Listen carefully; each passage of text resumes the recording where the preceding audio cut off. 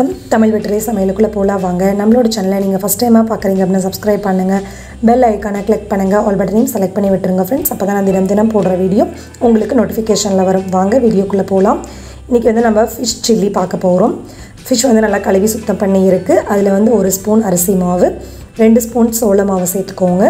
அரை ஸ்பூன் வந்துட்டு மல்லித்தூள் மிளகாத்தூள் சேர்த்துக்கோங்க. அரை ஸ்பூன் வந்துட்டு ஜிஞ்சர் garlic பேஸ்ட் சேர்த்துக்கலாம். 1/4 ஸ்பூன் வந்துட்டு மஞ்சள் தூள், உப்பு தேவையான அளவு சேர்த்துட்டு 2 ஸ்பூன் அளவு ஆயில் சேர்த்துக்கலாம். சேர்த்துட்டு அந்த மீன் கழுவன ஈரப்பதம் இருக்கு இல்லைங்களா, அதுலேயே ஃபஸ்ட் வந்து நம்ம மசாலாவை நல்லா பரட்டிக்கலாம். தண்ணி வந்துட்டு பார்த்துட்டு கொஞ்சம் கொஞ்சமாக தெளிச்சிட்டு பசைஞ்சிக்கலாம். நம்ம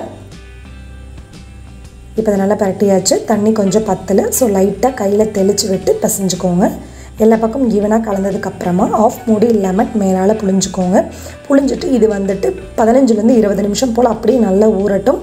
அதுக்கப்புறமா நம்ம பேன் வச்சு ஆயில் சேர்த்து ஆயில் ஹீட் ஆனதுக்கப்புறமா ஒரு பீஸாக நல்லா கையில் வந்துட்டு எடுத்து ஒன்று ஒன்றா போடுங்க. போட்டுட்டு நல்லா இந்த போல் எண்ணெய் நல்லா ஹீட் ஆகட்டும். ஹீட் ஆனதுக்கப்புறமா அடுப்பை ஃபுல்லாக கம்மி பண்ணிவிட்டு நம்ம மசாலாவில் பரட்டி வச்ச மீன் துண்டுகளை இந்த போல் ஒன்று ஒன்றா கையில் எடுத்து உள்ளே சேர்த்துக்கலாம். சேர்த்துட்டு உடனே பரட்ட வேண்டாம், ஒரு நிமிஷம் போல் அப்படியே இருக்கட்டும். எண்ணெய் ஹீட் ஆனதுக்கப்புறம் அடுப்பு கம்மி பண்ணி தானே வச்சுருக்கோம். ஸோ திருப்பி வந்துட்டு அடுப்பை கொஞ்சம் அதிகப்படுத்த திருப்பி கம்மி பண்ண அதே போலவே இந்த ஃபிஷ் பீசஸை வந்துட்டு எண்ணெயில் நல்லா நம்ம பொரிச்சு எடுத்துக்கலாம். ஃபஸ்ட் வந்துட்டு கரண்டி வச்சு கலக்க வேணாம், இந்த போல் லைட்டாக கம்பி வச்சுட்டு ஃப்ரண்ட் அண்ட் பேக் வந்து திருப்பி விடுங்க.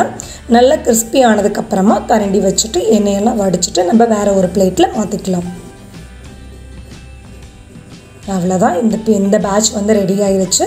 நம்ம எண்ணெயெல்லாம் ஃபில்டர் பண்ணிவிட்டு இதை வந்து வேறு ஒரு பிளேட்டில் மாற்றிக்கலாம். அதே போல் மீத உள்ள மீன் துண்டுகளையும் இதே போல் நம்ம பொரிச்சு எடுத்துக்கலாம்.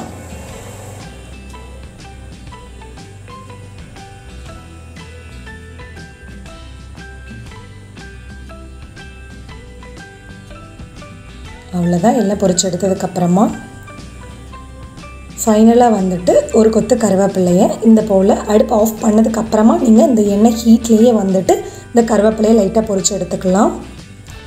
பொரிச்சு எடுத்ததுக்கப்புறமா நம்ம மீன் துண்டுகளில் பிளேட்டில் வச்சுட்டு மேலால் கொஞ்சம் லெமன் புழிஞ்சிட்டு பெப்பர் பவுடர் மேலே கொஞ்சம் ஆட் பண்ணிட்டு நம்ம இந்த எண்ணெயில் பொரிச்ச கருவேப்பிலையை நம்ம மேலே போட்டு சாப்பிடையில அவ்வளோ ஒரு அட்டகாசமாக அவ்வளோ ஒரு சூப்பரான டேஸ்ட்டில் கருவேப்பிலையோட வாசனையோட கலந்து சாப்பிடையில ரொம்ப சூப்பராக இருந்தது. கண்டிப்பாக நீங்கள் ஃபிஷ் வாங்கினீங்க அப்படின்னா இந்த போல் ஒருக்க ட்ரை பண்ணி பாருங்கள். மார்னிங் நம்மளால் ஃபிஷ் செய்ய முடியாது.